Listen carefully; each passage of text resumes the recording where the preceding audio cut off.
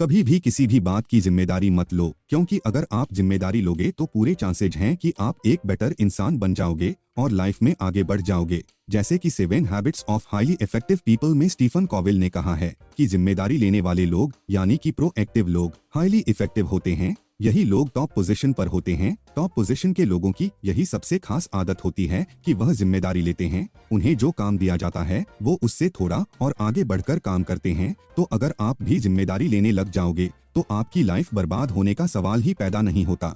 इससे तो आप और बेहतर इंसान बन जाओगे। इसीलिए अगर आपको अपनी लाइफ बर्बाद करना है तो आपको प्रोएक्टिव नहीं, आपको रिएक्टिव बनना होगा। अगर मौसम खराब है तो अपना भी मूड खराब कर लो। किसी ने डांट दिया तो दिन भर मुंह लटकाए रहो। किसी से झगड़ा हो गया तो आप तरीके ढूंढो कैसे उसको नीचा दिखाया जाए।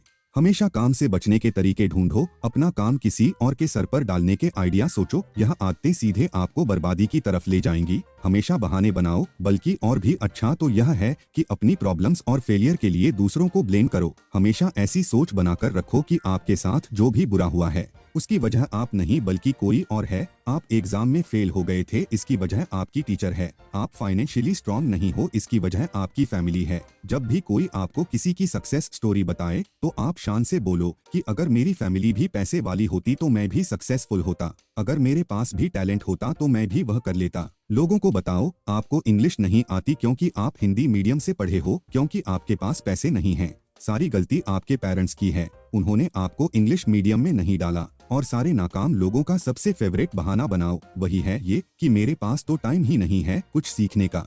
Again 7 habits highly effective people में स्टीफन कॉवेल ने जो एक और आदत बताई है, शार्पन द शॉर्ट, यानी पेड़ काटने से पहले अपनी आरी की धार तेज कर लो। लेकिन आपके पास तो टाइम ही नहीं है धार तेज करने का, तो हमेशा जंग खाई हुई आरी से ही पेड़ काट कर हो। अगर कोई आपसे कहे कि भैया आरी की धार तेज कर ले जल्दी भेड़ कटेंगे, तो उससे कहो कि भाई देख मेरे पास इतना टाइम नहीं है कि मैं धार तेज करते बैठूं।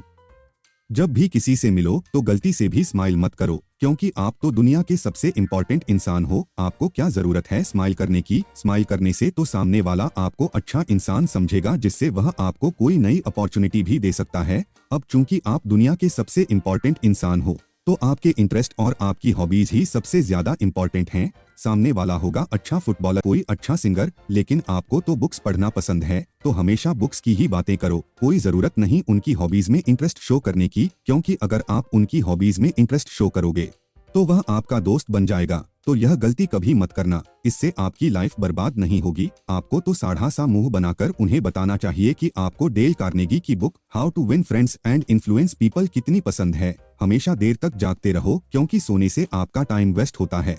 वही टाइम आप टीवी देखने में इस्तेमाल कर सकते हो, फेसबुक के न्यूज फीड स्क्रॉल करने में इस्तेमाल कर सकते हो, और यूट्यूब पर most satisfy video of the world भी देख सकते हो। आपके मोबाइल की स्क्रीन से निकलने वाले ब्लू लाइट भी आपकी मदद करेगी आपको जगाने में। और अगर थका हुआ फील कर रहे हो तो कोल्ड ड्रिंक पी लो, उससे आपको कोई एनर्जी तो नहीं मिलेगी, लेकिन आपको और देर तक वो जगा कर रखेगा।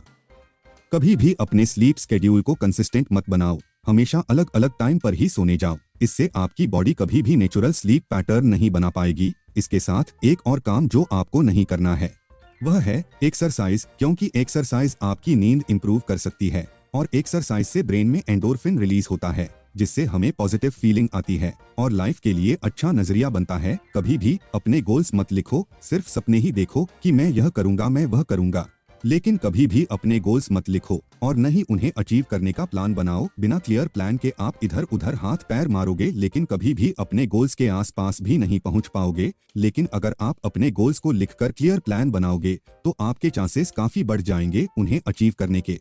दुनिया के सिर्फ 3% लोग ही अपने गोल्स लिखते हैं जो कामयाब भी हैं। बाकी के 97% लोग सिर्फ सपने देखते हैं। तो आपको भी उन 97% में ही रहना है। गोल्स लिखोगे तो आप भी उन 3% कामयाब लोगों में शामिल हो जाओगे, लेकिन आपको ये रिस्क लेना नहीं है। तो बस सपने देखते रहो कि मेरे गोल्स अच्छी हो जाएंगे तो कितना अच्छा लगेगा। ये सपने देखते टीवी देखते रहो, चिप्स खाते रहो, एक्सरसाइज से तो ऑलरेडी तौबा कर ही लिया है। अगर आप अभी तक ये वीडियो देख रहे हो तो यह बोनस स्टेप खास आपके लिए। कभी भी खुद को एजुकेट मत करो। कहीं आपको बुक्स पढ़ने का शौक तो नहीं है ना? बुक्स को तो सिर्फ टॉयलेट पेपर की तरह इस्तेमाल करना चाहिए या हाथ सेकने के लिए इस्तेमाल करना चाहिए। हमेशा ये एटीट्यूड रखो कि मुझे सब आता है, मुझे सब पता है। जो आपको पता नहीं ऐसा कुछ दुनिया में होता ही नहीं है। और अगर आपको कुछ पता करना है तो फेसबुक पोस्ट देख लो। और आजकल तो व्हाट्सएप फॉरवर्ड्स पर सबसे अच्छी एजुकेशन मिल रही है, तो हर एक व्हाट्सएप फॉरवर्ड पर बिलीव करके उसे बेशर्मी और बेवकूफ़ी से फॉरवर्ड भी कर दो।